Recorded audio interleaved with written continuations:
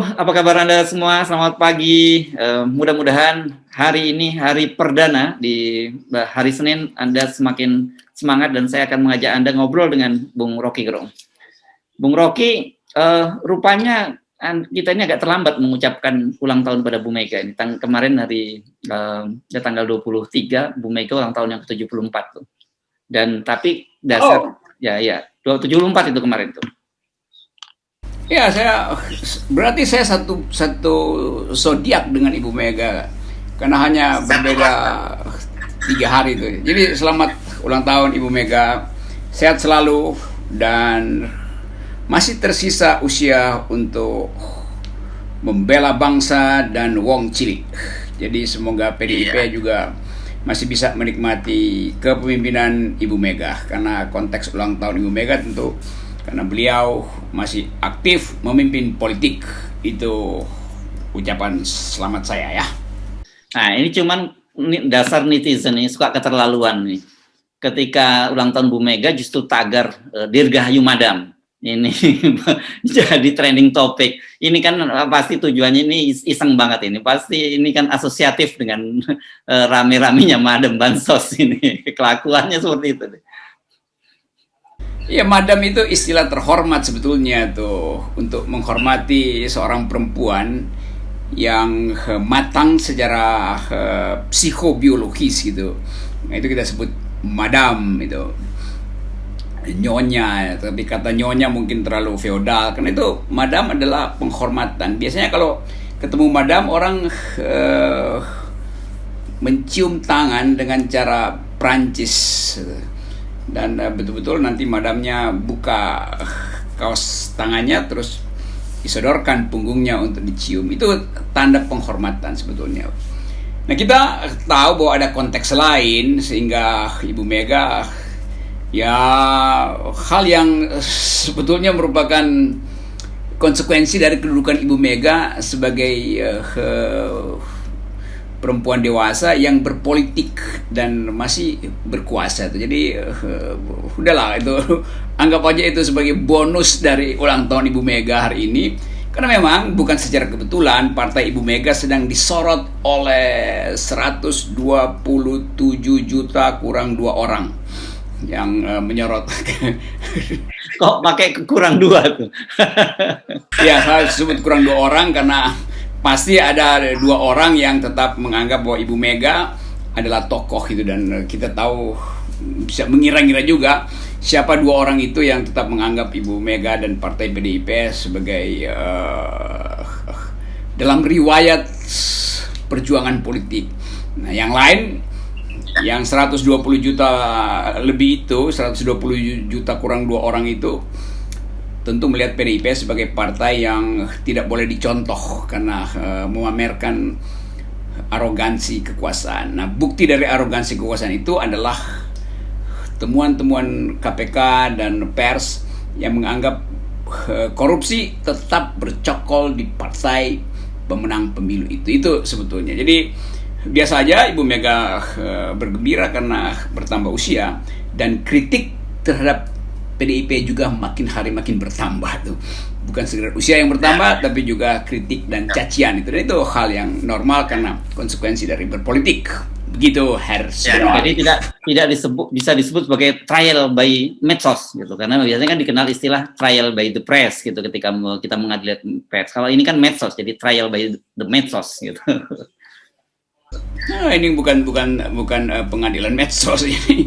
Ini semacam di dalam kalau kita baca buku kan ada kata pengantar tuh. Nah, kata pengantar biasanya dibuka dengan penghargaan terhadap isi buku itu tuh. Nah, sekarang bentuk penghargaannya adalah negatif. Biasa aja karena politik maka penghargaannya negatif. Jadi anggap aja oposisi sedang berupaya untuk mengingatkan PDIP bahwa PDIP punya sejarah panjang di dalam menegakkan keadilan. Di zaman Orde Baru dia ditelantarkan sebagai partai politik. Sekarang orang tuntut jangan sampai PDIP mentelantarkan wong cili, kan itu sebetulnya tuh. Jadi kritik terhadap PDIP anggap aja juga hadiah buat Ibu Mega sebagai kecintaan terhadap demokrasi, terhadap keadilan. Ya, Nah, satu lagi, kita 2 pekan yang lalu kan kita sempat membuat konten yang mengecam tindakan rasis terhadap aktivis kemanusiaan dari Papua Pigay gitu ya. Dan kebetulan pendukung yang melakukan waktu itu kan juga yang kita kenal sebagai buzzer pemerintah. Dan kali ini kejadian lagi nih. Tapi yang menarik kali ini bahkan Pak Mahfud MD sampai ikut berkomentar, karena yang kali ini memang agak keterlaluan. Rupanya berkaitan dengan komentar PG, berkaitan dengan vaksin, dan kemudian salah seorang ini ketua pro Jomin atau pro Jokowi Amin Ma'ruf ya, namanya Nababan, saya lupa nama depannya, itu membuat postingan wajahnya PG itu disamakan dengan gorila, dan kemudian disebut bahwa vaksin itu untuk manusia, bukan untuk gorila, apalagi kadal gurun. Jadi sekarang ini rupanya siapapun itu, meskipun dia Anda, bahkan PG pun juga tetap asosiasinya kadal gurun juga. Jadi logikanya agak jadi bingung saya memahaminya ini. Ya mungkin dia tidak terkena virus COVID, si pembuli itu. Tapi saya pastikan dia terkena virus stupid gitu. Jadi positifnya dia stupid. Karena bikin perbandingan aja dia nggak mampu membuat perbandingan antara virus vaksin untuk binatang dan vaksin buat manusia itu. Kan kita mesti berpikir idenya dari mana. Idenya kan ide dangkal sekali tuh. Kalau dia nggak mampu untuk mengabstraksikan bercanda itu, jadi sehingga dia langsung tuju itu gorila tuh, dan lalu langsung asosiatif. Mereka yang belajar semiotik selalu menganggap bahwa ini orang-orang yang dangkal kemampuan akademis atau intelektualnya tuh. Saya bisa bayangkan langsung dia gembira tuh, padahal nggak ada yang merasa gembira dengan perbandingan itu, karena itu perbandingan yang kasar. Perbandingan yang indah itu harusnya ada abstraksi gitu, supaya orang bisa kasih interpretasi. Kalau ini nggak perlu interpretasi, langsung kita bisa sebut, oh ya, si pembuat meme itu dia negatif COVID tapi positif stupid, itulah. Dan mungkin gorila IQ-nya lebih tinggi dari beliau, karena gorila juga merasa ngapain gua dibandingkan dengan manusia itu. Toh habitat berbeda dan proses evolusi juga berbeda, itu kan, itu soalnya. Oke, Bung Rocky, ngomong-ngomong soal wong Chile, ini saya kira kalau ini kita harus menghadapi situasi pahit ini. Saya membaca ini ada statement dari semacam paguyuban dari Warung Tegal gitu. Ketuanya mengumumkan kemungkinan 20.000 warung Tegal di Jabodetabek. Ini angkanya gede sekali ya, 20.000 itu terancam tutup karena mereka tidak lagi bisa menyewa tempat atau warung tempat mereka selama ini berusaha. Gitu. Ini kan serius sekali nih, meskipun kelihatannya orang mungkin nggak nganggep, oh ini soal cemen, ini soal warung Tegal. Tapi saya melihat ini ada soal yang serius mengenai memburuknya perekonomian kita. Gitu. Warung Tegal itu betul-betul indikator dari ekonomi kita itu. Jadi ekonomi rakyat kecil indikasinya adalah kegiatan di Warung Tegal itu. Tetapi soalnya Warung Tegal saya kira nggak dianggap sebagai UMKM itu, karena dianggap dia bisa mandiri segala macam. Kalau saya ingat data setahun lalu itu Asian Development Bank ADB itu pernah bikin survei dan ditemukan bahwa 60.000 UMKM kita separohnya sudah kolaps, tinggal separoh lagi yang mati segan hidup tak mau. Dari yang separoh yang masih mati segan hidup tak mau, separohnya bisa berproduksi tetapi tidak tahu mau dijual kemana karena pasarnya tidak ada permintaan. Yang separohnya lagi bisa berproduksi tapi bahan bakunya tinggi sekali tuh. Jadi gejala UMKM dan sekarang Warung Tegal itu satu paket sebetulnya yang menunjukkan bahwa daya beli rakyat itu berkurang. Nah itu sebetulnya keterangannya tuh, dan dengan kata lain kemampuan UMKM plus Warung Tegal ini tidak diperhatikan dengan benar oleh pemerintah tuh. Walaupun kita dengar terus bahwa ini ada uang sekian persen untuk UMKM, tapi itu sebetulnya gejala kecil hanya untuk memperlihatkan bahwa pemerintah peduli pada UMKM tuh. Saya kira itu serius, 20.000 itu artinya kalau satu warung Tegal pelanggannya 30-40 orang per hari, Gojek, pekerja bangunan segala macam itu artinya mereka itu mungkin 20 kali udah ada 600, udah ada 6 juta pelanggan per hari yang tidak mampu membeli itu. Dan itu yang menyebabkan warungnya tidak punya pendapatan untuk menutupi ongkos sewa bangunan. Apalagi di Jakarta sewa warung Tegal di pinggir jalan itu mahal sekali itu. Jadi itu pertanda pertama bahwa ekonomi kita betul-betul sedang terpuruk. Dan atau dengan kata lain, tutupnya warung Tegal itu membatalkan asumsi pemerintah bahwa ekonomi sedang bertumbuh. Itu soalnya. Ya. Oke, kan kita ingat krisis 98 dulu itu kita bertahan itu karena ada UMKM sebagai bantalan ekonomi kita gitu ya disebutkan. Nah, situasinya sekarang justru yang menjadi bantal itu kelihatannya jadi tidak ada lagi, kalau terjadi apa-apa ini tidak ada lagi peredamnya kalau. Ya itu yang kita sebut dulu satu istilah kita sebut sektor non formal adalah pertahanan konsumsi masyarakat. Jadi kita anggap bahwa ya ekonomi 98 masih bertahan dan bertumbuh sedikit justru karena kita masih mengkonsumsi harian kita di warung Tegal gitu. Dan ini terbalik jadinya dan kita nggak tahu apa yang akan diucapkan pemerintah kalau kondisi itu menyebabkan putaran ekonomi rakyat itu betul-betul berhenti itu. Karena ini satu jaringan supply chain yang juga berhenti. Berarti kalau 20.000 warteg di Jakarta tutup, itu artinya kira-kira 1/10-nya berarti ada 2.000 pemasok telur yang juga bangkrut. Dan 2.000 pemasok telur bangkrut artinya ada 4.000 industri pakan ternak yang juga tutup. Jadi multiplier effect dari seorang buruh yang tidak bisa lagi makan di warteg itu sampai di Jakarta itu berakibat peternak ayam di Cipanas tutup juga tuh. Itu jaringannya begitu cara lihatnya kan. Ya, jadi artinya nggak bisa kita lihat sederhana bahwa di situ ada pengusaha warung Tegal, ada pekerjanya, ada suppliernya, dan kemudian ada konsumen yang memang selama ini mereka sangat tertolong dengan adanya warung Tegal. Jadi ini sangat serius. Cuman masalahnya tadi saya baca, apa sih penyebabnya? Karena katanya mereka ini memang tidak lagi bisa menyewa dan kemudian mereka sulit untuk mendapatkan akses permodalan.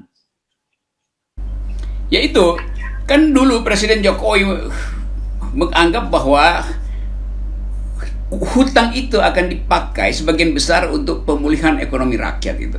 Nah sekarang dia mau minta modal aja, Bank BRI menganggap bahwa bagian Anda tidak tersedia tuh.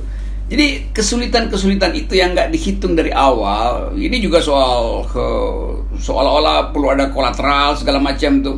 Padahal memang mesti ada tanggung jawab negara, karena negara lah yang menyebabkan ekonomi rakyat ini bangkrut. Jadi kemudahan untuk memperoleh kredit, kemudahan untuk memperoleh bantuan, itu harusnya dari awal dihitung. Tapi karena negara menganggap dengan cara yang sangat optimis, kita akan bangkit 5% per semester, awal semester ini, maka diabaikanlah persiapan sebagai buffer untuk menopang UMKM, khususnya warteg yang bangkrut ini. Jadi terlihat bahwa kebijakan pemerintah itu selalu optimistis, menganggap bahwa gelas masih penuh. Masih separuh penuh.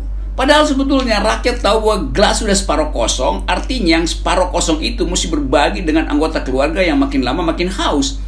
Jadi percepatan kosongnya gelas itu adalah tanda bahwa rakyat betul-betul memang tidak lagi menganggap bahwa pemerintah mampu memberi sinyal optimisme. Semua orang sekarang pesimis terhadap keadaan. Pemerintah masih sok jago, kita akan bertumbuh. Bertumbuh dengan cara apa? Kalau separuh dari APBN dipakai buat bayar utang, itu bayar bunga utang bahkan, itu artinya kita mesti sebut secara kasar bahwa kita pesimis dengan kehidupan. apa yang jadi tanda optimis kalau warteg yang jadi sumber pertumbuhan rakyat kecil itu berhenti mensuplai energi pada, kan yang disuplai bukan sekedar makanan tapi energi untuk bekerja. Jadi manusia Jakarta kehabisan energi, kekurangan energi karena wartegnya tutup. Ya. Nah, ini saya kira soal yang tidak bisa dianggap sederhana. Jangan dianggap bahwa oh ini warung Tegal. Tapi kalau kita pahami tadi ada supply chains-nya tadi, ada itu luar biasa sekali kan besarnya, dan ini bisa menjadi indikator bahwa ekonomi kita memang sedang sangat serius memburuknya gitu. Ini yang mestinya disurvei, didatangi oleh Ibu Mensos. Karena ini juga bantalan sosial kan. Jadi jangan cari pemulung, carilah pemilik warung, wawancara dengan dia. Karena kebanyakan drama sehingga Bu Mensos lupa bahwa bagian yang paling yang disebut ekonomi subsisten itu adalah warung Tegal. Di situ juga pemulung bisa ngutang bahkan 5.000 perak. Warung Tegalnya merasa oke, karena Anda pemulung, silakan makan dengan uang seadanya, teman. Kan itu yang nggak diketahui oleh Mensos. Jadi sekali lagi ini drama-drama Bu Risma ini justru dibatalkan oleh fakta 20.000 warung Tegal bangkrut. Mungkin Bu Mensos akan bilang, oke, mereka yang bangkrut 20.000 itu akan saya buatkan KTP Jakarta tuh. Kan begitu solusinya. Disalurkan ke BUMN, karena kan para ini coba bayangkan BUMN mana lagi yang bisa menampung ini kalau sampai sejumlah itu yang bangkrut. Ya, mungkin bikin BUMN baru, Badan Usaha Milik Warteg DKI itu. Iya. Saya kira gagasan menarik itu. 20.000 warteg bangkrut. Rocky Gerung usulkan Ibu Risma membuat BUMN warung Tegal gitu. Ya, dan itu sekaligus diangkat komisaris dari BUMN itu juga dari PDIP ya, karena pengguna warteg adalah wong cilik. Jadi akan ada BUMN baru, badan usaha milik negara yang mengurus warteg dengan komisaris dari partai presiden, partai pendukung presiden. Oke, baik Bung Rocky, mudah-mudahan saja pemerintah memberikan perhatian cukup serius, karena sekali lagi kita ingatkan bahwa jangan anggap sepele persoalan warung Tegal di Jakarta ini, karena implikasinya itu sangat serius. Bisa istilahnya struktural masif dan TSM terstruktur sistematis dan masif gitu ya. Ya, jadi kita ingin agar supaya Senin ini kita masih bisa melihat orang sebetulnya makan di warteg, tapi nanti semua rakyat Jakarta menganggap bahwa ini adalah Black Monday, Senin yang hitam karena warteg tutup. Supaya tidak dianggap hoax, nanti kapan-kapan kita bikin reportase ya, kita makan bareng seperti biasa di warung Tegal, Bung Rocky ya. Yes. Dan saya akan berupaya untuk bikin warteg perjuangan. Oke. Baik, terima kasih Bung Rocky. Oke.